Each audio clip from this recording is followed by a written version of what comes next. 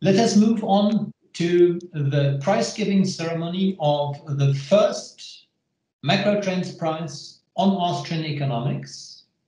And Brecht, over to you. Thank you very much again. It has been my pleasure to be able to sponsor this conference. You know, I have a big heart for this conference, and I'm sure, it's not even a doubt, that in 10 years' time, we will be not only a European reference, but a world reference. And I continue to support this. I have prepared a little presentation to tell you something about my motivation to sponsor. I hope, no, that's not the one. Let me see, stop screen sharing. One moment, I have to... 10% in bonds and 40% in precious metals sounded quite interesting already. Yes, well, I have to, one moment, sorry. You have to know I just prepared this presentation a moment ago. It was too late. Okay, and now I go to, how do I, sorry for the delay. Don't be able to see, do you see my, yes. my presentation? Okay. I can see my, yes. I just wanted to take a moment to explain a bit what MacroTrends is. And it's not from a commercial point of view, because MacroTrends is published in the most beautiful language in the world, which is Dutch. And I guess your Dutch is a bit rusty, so there is no gain for me here other than to promote Austrian economics. But I did want to tell you how I became a subjectivist. And that is by losing money. There's no better way to become a subjectivist than by losing money. And just give you some history, MacroTrends started in 2011. I did not start it. It started as a typical gold bug publication. Gold had been rising for 10 years, and gold would rise another 10 years. That was the feeling back in 2011. And so this newsletter advised 80% in gold. Imagine that, 80% in gold. So you don't have stocks, you don't have anything else, you only have gold. But 2011 was the top in gold, 1920 US dollar, and in 2 years' time it was down to 1180, and that's when I started. I inherited a portfolio that was 51%, you know, in the red, also because of other investments, and everybody mad at me. But you know, the big plus there was that it was not my responsibility, so I had nothing to lose. Well, I had 49% more to lose, but I would have been a very bad advisor if I would also have lost that. And as if the Holy Ghost was involved in it, 2 years earlier, I had done the Masters in Austrian Economics, as so many people have done with Dr. Huerta de Soto and Philip Bagos and all those wonderful people. And I came to the magazine, to the newsletter, full of, you know, full of objectivist ideas. But one thing I had in mind was the Austrian business cycle, the theory we have about business cycles. And I started thinking, how can we apply this to investing? And actually, I went to a conference in Berlin by economist Martin Armstrong. And I did not learn that much from the conference, but one thing he did say was, the most important thing in investing is just to be on the right side of the trend, on the right side of the market. You don't have to jump from investment to investment. If you know where the market is going generally, then you're okay. And I thought, wow, so we have a macroeconomic theory that works, namely the Austrian business cycle theory, and I have this newsletter where I might apply it. So the key issue became, where are we in the cycle? If we are close to a crash, gold makes sense, 80%. If we are not, it doesn't really make sense. And so this was the central question. Draghi, 2012, he said, whatever it takes. So what does that mean? That the stock markets aren't going to crash, because whenever there is a crash coming, they just print more money. And in 2014, that's 6 years ago, people, we went into negative territory. We see overconsumption, malinvestment. So the real question is, how long will this hold? How do I orient as an investor in that? And then I came up with an idea that still is used in my lectures today, is the investment pyramid. We don't put 80% gold, but we do believe that one day the monetary system will crash.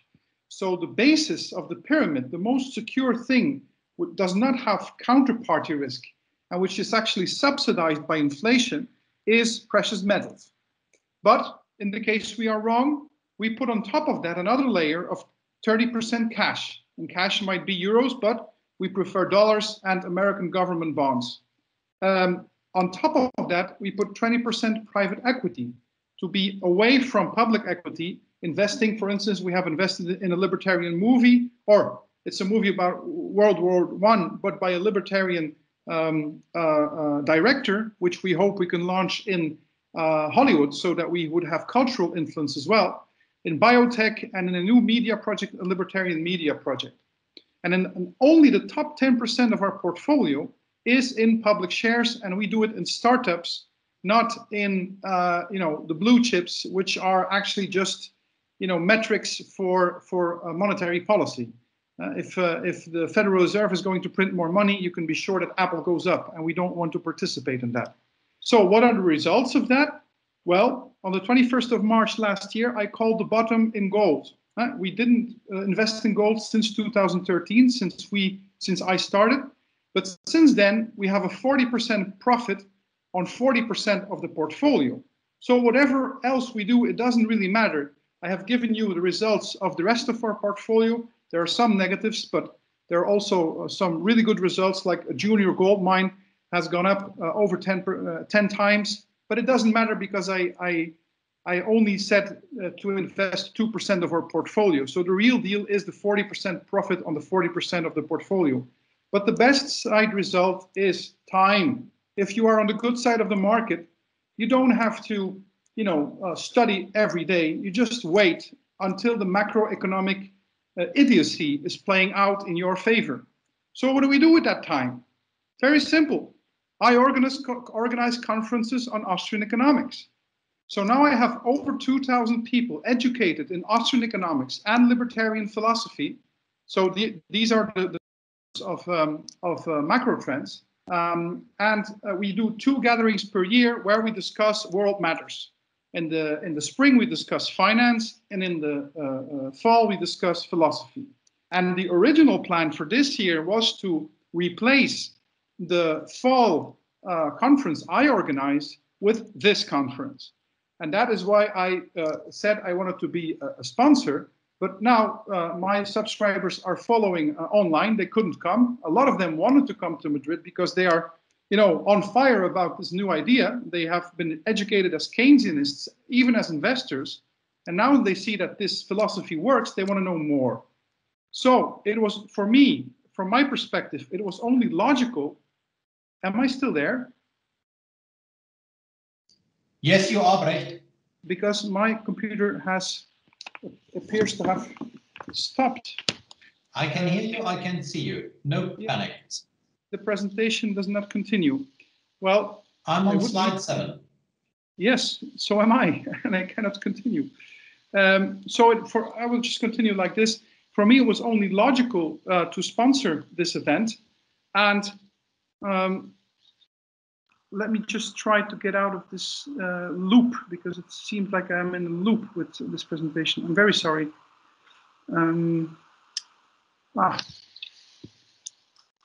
Qué pena. Well, okay. I would love to have shown some more slides. Oh yeah, so here we are. So for me, it was only logical to sponsor this conference. Why? Because this is not just a conference where we present applied theory. Anyone can write a master's thesis on the introduction of Uber in the market of taxis. We are not interested in that. Application is for journalists. We are interested in pure theory, and this is one of the conferences where pure theory still gets a chance. And so my idea was to price that in and value subjectivist thought in the tradition of Menger, Hayek, and Mises. My personal preference is radical subjectivism of Lachman and Shackle, but that is not important. The most important is that I see the quality of the papers rising every year. And that's when I say that I think in 10 years' time, not next year, not the year, but in 10 years' time, we can be a world reference. And I truly, truly believe in that. So without further ado, I think the time has come to actually award the prize. The people who have been nominated have heard their name. There are 3 people. I first nominated, I think it was Arthur, then Vicente, and then Bernardo. And as is common with the award of prizes, the first prize that is mentioned is the second one. So that the ones who remain are left in doubt, would I be the first one or would I be the third one? But before that, I want to say it doesn't matter, because these 3 laureates are 3 excellent theorists, and I expect, and the jury expects a lot of them in the future. And so the second prize, which is worth 300 euros, goes to Arthur Seolin with his article, Positive Influences on Entrepreneurship. And if an applause would be possible, maybe you can say something in the chat. Arthur, you are congratulated with your prize. It's a bit all a bit artificial, but I'm sure next year we will be able to do it in person. I have this giant check here, but it doesn't really come across if I do it through this medium. And then, of course, the next question is, we have Vicente Moreno Casas left with his paper on feminism. I don't like feminism, but at least he has started to deconstruct it and infuse it with the virus of Austrian economics. And on the other hand, we have Bernardo, who has given an excellent overview of the uncertainty-bearing responsibilities of the entrepreneur. And so there's no longer hiding it. The third place goes to Vicente. Vicente, a big applause for you. A very good paper. And next year, I expect you to write another paper completely destroying sexual Marxism, and from a praxeological point of view, only individuals can value, groups cannot value. So whether it's women or animals or whatever, only individuals can value. And it doesn't matter if you are female or male. Okay, and so the riddle has been solved. I never thought I would give a Rothbardian a prize for a subjectivist contest, but I have to say that the paper that Bernardo Ferrero has written is an excellent piece of writing, especially because he has highlighted the importance of personal, subjective aspects in the personality of entrepreneurs. And for that, he merits the first prize, which is 500 euros of the MacroTrend prize for Austrian economics. And I'm going to applaud. You can hear my applause, and I think in your minds you will hear the same applause for Bernardo as I am giving.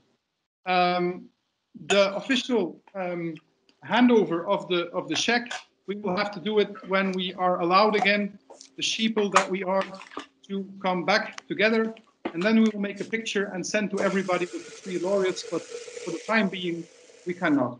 There is one last thing I want to say. I will give the floor back to you. That is that for the 5th conference on Austrian economics, I want to propose a quotation by the famous Hayek on subjectivism. And for next year's papers, I would like to see papers that are inspired by this. Oh, this is Salma Hayek. I made a mistake. I'm sorry. I would like to see papers inspired by the following quote. It is probably no exaggeration to say that every important advance in economic theory during the last 100 years was a further step in the consistent application of subjectivism. This is my belief also, and to give some more inspiration, the 2 authors I am particularly inspired by are Ludwig Lachmann, which is a radical subjectivist, and G.L.S. Shackle, which is even more subjectivist. And I know that Bernardo will lambast me because he turned out to be Keynesian, But just as Schumpeter was a Walrasian, it doesn't mean that he did not have gems of pure economic thought in his thinking. So with that, I just want to thank everybody for a great conference, and I hope to see you next year. So thank you very much, Brecht, for this prize ceremony.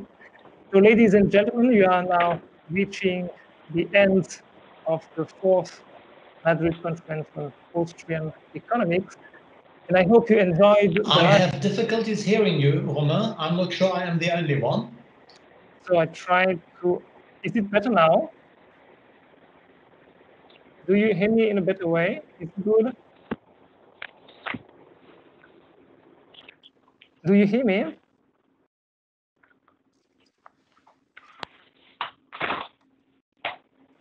And now, Liv, do you hear me? Romain, I can't hear you. Do the others hear Romain? Yes.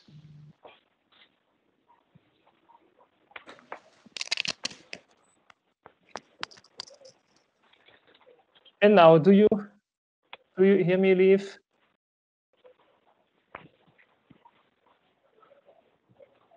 So I don't know if it's just a problem by Liv or it's.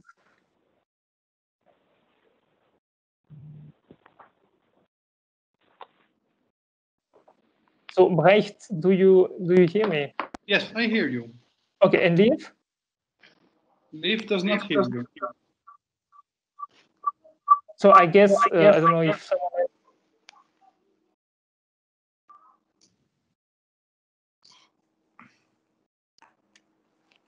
And now is it better, Liv? Smooth as always. Sorry for that.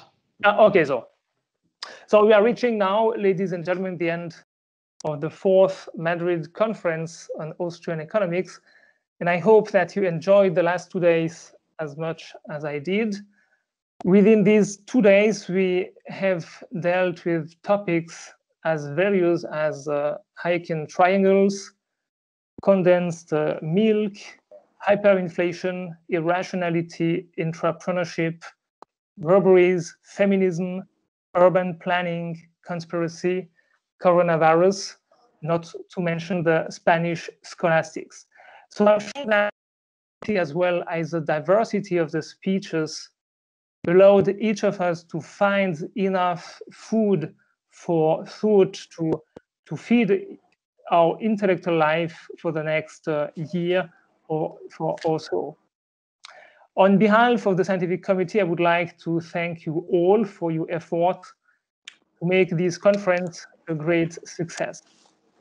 And in particular, I would like to express in behalf of the scientific committee our gratitude to Mr. Brecht Arnert for creating and funding the MacroTrend Prize for the development of Austrian economics. This prize gives definitely a more tangible and stimulating dimension to our battle for ideas. And who knows, the MacroTrend Prize might perhaps become an essential part of our conference in the years to come, and that we will see in the next future. And again, congratulations on behalf of the scientific committee to the winners, Bernardo Ferrero, Arturo Marion Ciolin, and Vincente Moreno Casas. And I wish them a great success in the publication process of their articles and look forward, of course, to their next contribution in the years to come. We also thank Sonsoles Huerta de Soto for her invaluable help in setting up this event, and of course, for delivering perfectly the excellent keynote speech of her father, Professor Jesus Huerta de Soto, entitled The Austrian School and the Spanish Scholastics, Lesson for Today and the Future. Thank you very much, Sonsoles. We really hope we will continue to work together in the years to come. Many thanks go to Professor Jesus Huerta de Soto for his ongoing support pleasure to organize this conference under your mentorship. We are very grateful that you made the effort to participate in the conference in spite of your hospitalization. We all wish you a prompt recovery and look forward to meet you again next year in Madrid. So thank you very much, Professor Huerta de Soto. Last but not least, let me thank on behalf of all of us, Professor Liv Dierks for his commitment in the organization of the conference. It's a success, owes him a lot. When I think back to the circumstances in which we imagined organizing a conference 6 years ago in a small bar in Ancona, Italy, and when I look back at the last 2 days, I think we can be very happy of the result, and that is thanks to you, Liv. So thank you very much. And by the way, those who need a certificate of attendance are asked to write an email to the conference address, and Liv, again, will send you the certificate. So thank you very much, Liv, for everything you do for the conference. Thank you. And finally, I'm very pleased to close the 4th Madrid conference on Austrian economics by announcing the date of the 5th Madrid conference. So the 5th Madrid conference on Austrian economics will take place on Thursday and Friday, as usual, the 4th and 5th of November 21. So please mark these dates in your calendar, the 4th and the 5th of November, and I hope to meet you all again next year. But this time, hopefully, we are going to meet in person in Madrid. So thank you again, everyone, for attending our conference, and see you next year.